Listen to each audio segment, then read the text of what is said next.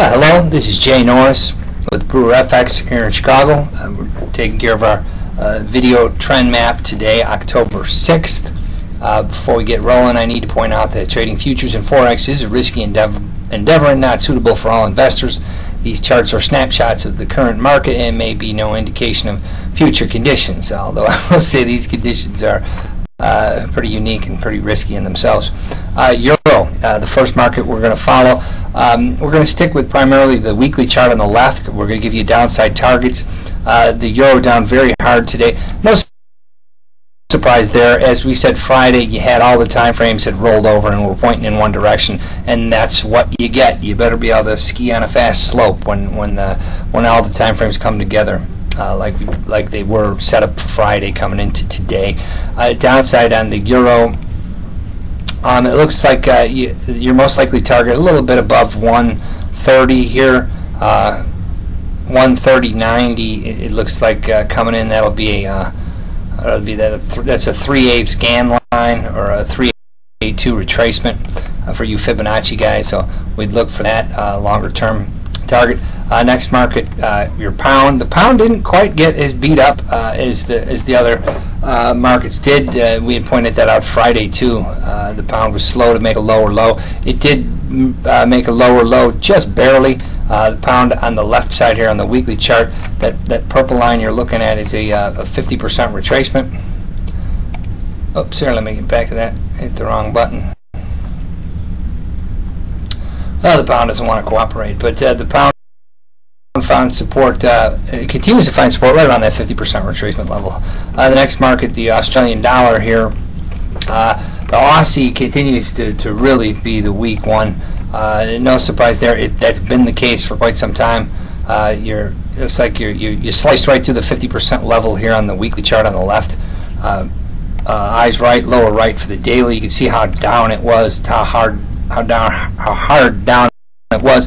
Looks like you may see support here as you did today at 70. Markets have a tendency to find support on the round number.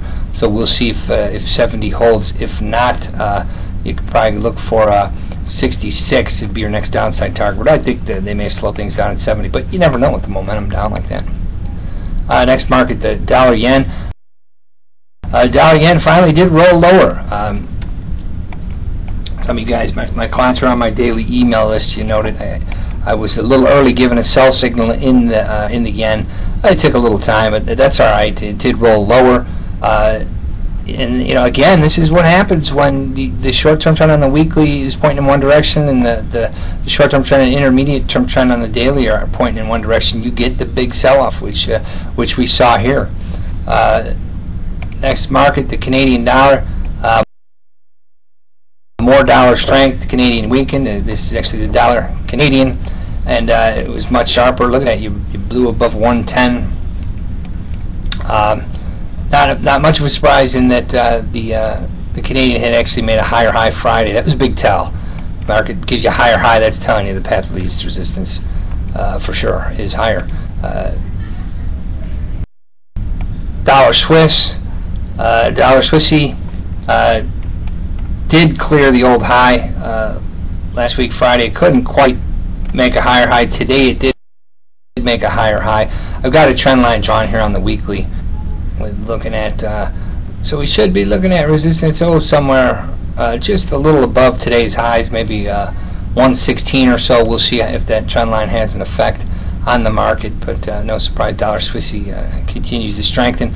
Dollar Swiss is a good one because remember, I think it was early last week, I wasn't too sure how it stood on the daily chart and the 240 chart, and I remember saying, well, I'm just going to go higher because that's the primary trend on the daily. And you see how the trend is your friend. I mean, when in doubt, just stick with that trend. We saw such huge movement in the currency markets, and my own mentor Al was pointing out to me today. He said, you know what, the weeklies were telling you this. The weekly and the dailies on the short term, even the intermediate term in some cases, were pointing in this direction. So the length of it came as some surprise. I mean, huge moves today, but the direction should not have been a surprise.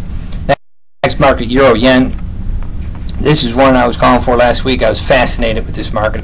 I said there's a strong possibility they could really take this thing out back.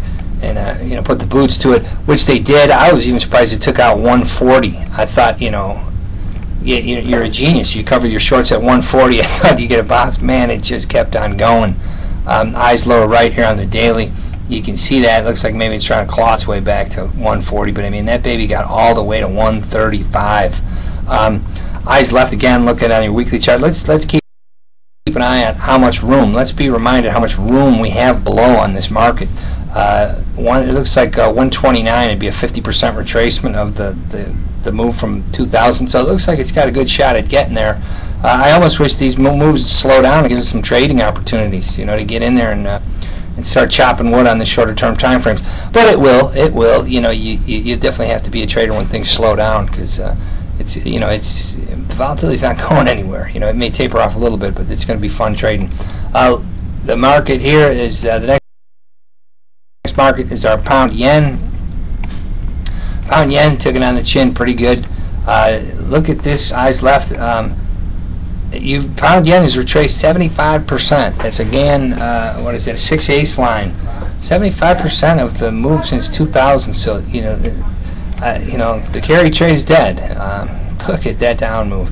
But again, from a trader's perspective, there's going to be some nice swings on here in the intraday coming up very shortly. So you better be a trader to handle what's going on in these markets. As usual, if you have any questions, I'd encourage you to give me a call, especially now. This is really when if you need advice, hey, don't be shy and pick up the phone.